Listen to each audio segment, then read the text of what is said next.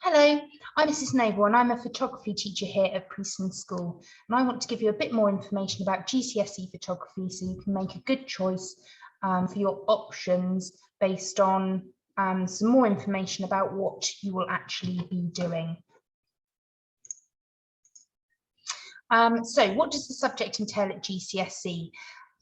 You've done a little bit of photography in year 9 in your art lessons, but probably not as much as we would have liked to have done to begin coursework at GCSE. So the first thing that we do is we have an introduction to digital photography, and that's just introducing you to a digital camera, learning how it actually works, what you can do with it. So there's different techniques that you can use. We have lots of digital SLR cameras here in school, which we will get you to work with in order to extend your photography skills. We will learn about the visual elements such as tone, texture, colour, light, and what you can do to use them to their best advantage in your images. We also look at viewpoint, aperture, depth of field, shutter speed and movement, and other digital processes. So it really is just learning everything that you can do with a camera to provide or produce different effects. So that's at the beginning of year 10. We would then move on to some coursework. So we've done our introduction to digital photography. You then begin a project, and that could be on portraiture, location photography, studio photography, experimental imagery, installation, documentary photography, photojournalism, or fashion photography. What we start with most of the time is just a word, or we'll have a theme like journey, and you will explore different outcomes based on that word. You can see some examples of students' work here. So there is a real variety. You may be taking photos of buildings, you may be taking photos of people, we might be looking at still life, we might be looking at how to use those photography techniques learned at the beginning of year 10 to produce different effects.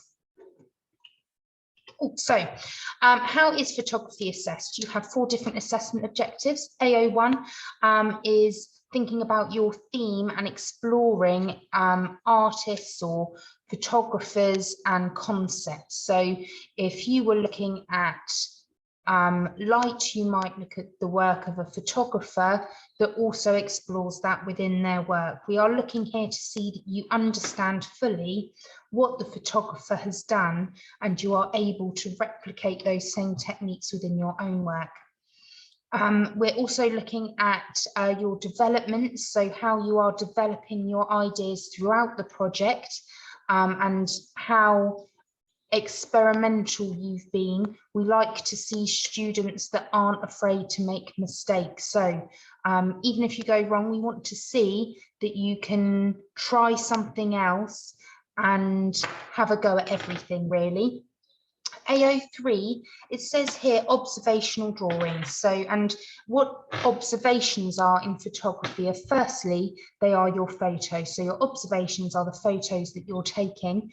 We are expecting a little bit of drawing. So it's not the same kind of drawing we'd see in fine art. It's more experimental. We're looking to see you drawing with light, looking at lines in your images, creating different shapes. It's not just drawing with a pencil.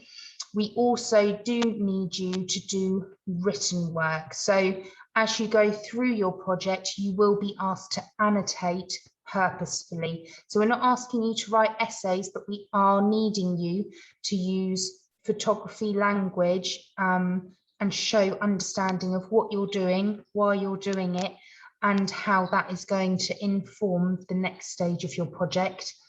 AO4 is the final outcome, so what your end product is from all the work that you've done through the project. So I've talked about assessment. You should know that there is 60% coursework, 40% exam. All of your coursework is completed in school or at home, and that's all the way through year 10 and up to the January of year 11. You have to complete that. here are some examples of how you might be mounting your work in school. So you can see that writing I was talking about and some of the developments. You then have a 10-hour exam. That's just after Easter usually, but you have from January to prepare for that. So you would produce an amount of preparation work before going into that exam and producing your final outcome.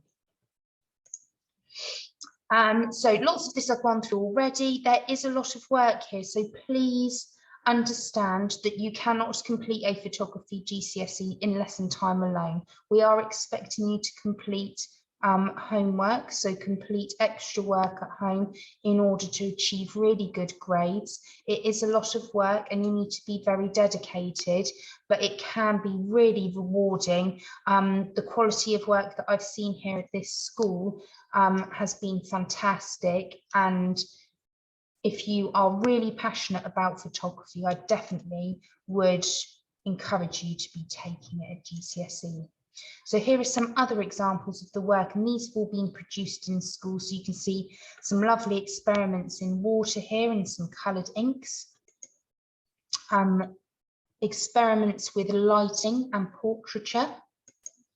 Some other lovely portraiture work. You can see how it ranges here.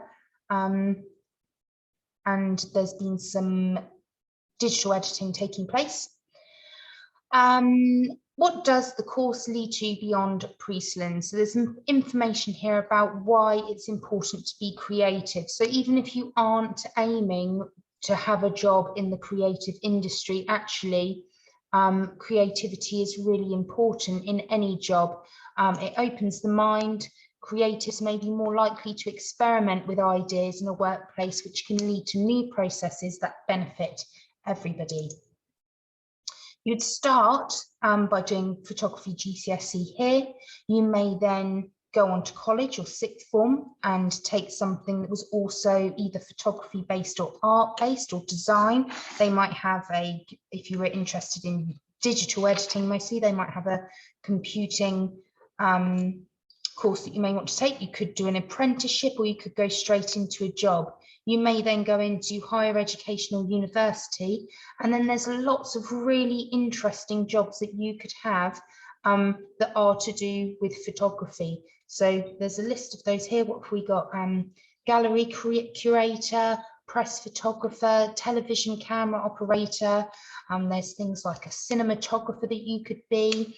Lots of ways that you can get an exciting job and be able to travel and do interesting things. So there's a bit more information here as well that I will allow you to pause and have a read through of that.